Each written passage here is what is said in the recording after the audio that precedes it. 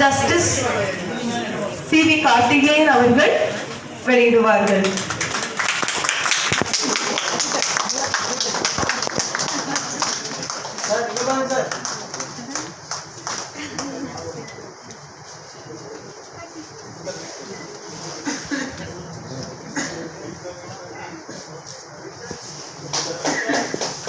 புத்தகத்தின் முதல் பதிப்பை வெளியிட்ட பத்மஸ்ரீ பக்தவச்சலம் சார் அவர்களுக்கும் மற்றும் மேடையில் உள்ள சான்றோர்கள் அனைவருக்கும் மனமார்ந்த நன்றிகள்.